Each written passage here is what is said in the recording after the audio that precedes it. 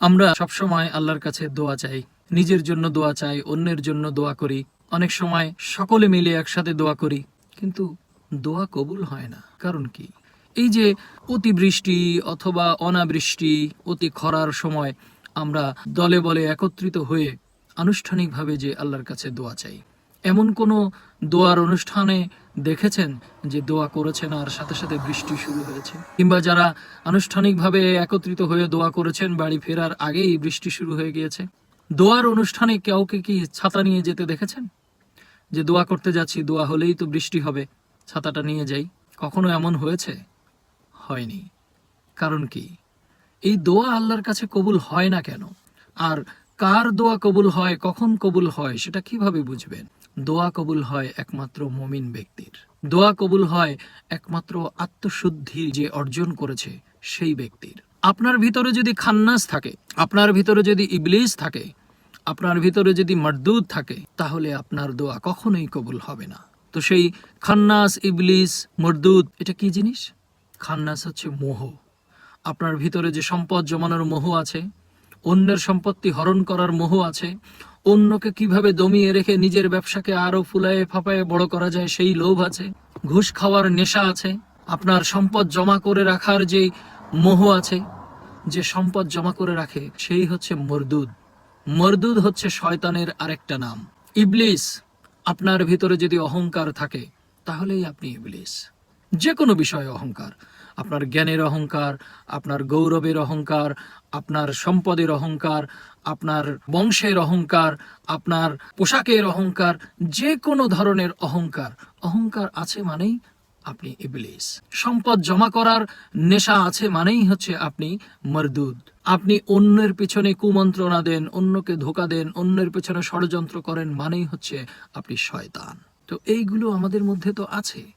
এইগুলো দূর করা না পর্যন্ত আমরা আমানু থেকে মুমিনে পরিণত হতে পারবো না। আর এইগুলো থাকার অবস্থায় আপনি যতই দোয়া করুন না কেন, আপনার দোয়া কাজে লাগবে না। মসজিদের ইমাম সাহেব দোয়া করলে সেই দোয়া কবুল না হয়ে যায় কেমনে? সেই দোয়া কবুল হয় না, কারণ মসজিদের ইমামের মধ্যেও লোভ আছে, হিংসা আছে, অহংকার আছে, নেশা আছে। নেশা কি শুধু মদ খেলে হয়? নেশা তো অহংকারের নেশা, টাকার নেশা, জমানোর নেশা, বাড়ি ঘরের নেশা, স্ত্রীর নেশা। এই সকল নেশা থেকে যে মুক্ত হতে পেরেছে তার দোয়া কবুল হয়। সুতরাং যত্রতত্র যেখানে সেখানে দোয়া করেও লাভ নাই, দোয়া চেয়েও লাভ নাই। দোয়া করার আগে নিজেকে প্রস্তুত করতে হবে। দোয়া করার পূর্বে নিজের কিছু প্রস্তুতির ব্যাপার আছে, নিজের যোগ্যতার ব্যাপার আছে। উদাহরণস্বরূপ, আমরা স্কুল কলেজে অনেক সময় দরখাস্ত লিখি প্রিন্সিপাল বরাবর বা প্রধান শিক্ষক বরাবর যে আমার বেতন মওকুফের জন্য। তো সেই বেতন মওকুফ করার জন্য যে অ্যাপ্লিকেশনটা, যে দরখাস্তটা লেখা হয়, একটু খেয়াল করে দেখুন এই দরখাস্তের বিষয় থাকে কি, যে আমি মোহাম্মদ মামুন চৌধুরী আপনার স্কুলের একজন নিয়মিত মেধাবী ছাত্র। আমার পড়াশোনার খুব আগ্রহ এবং আমি নিয়মিত ক্লাস করি। আমি ভবিষ্যতে আরও উচ্চ লেখাপড়া শেখার জন্য আপনার কাছে আকুল আবেদন করছি যে আমার প্রতি মাসের বেতন মওকুফের জন্য জনাবের মর্জি হয়। এই ধরনের একটা অ্যাপ্লিকেশন আমরা লিখি।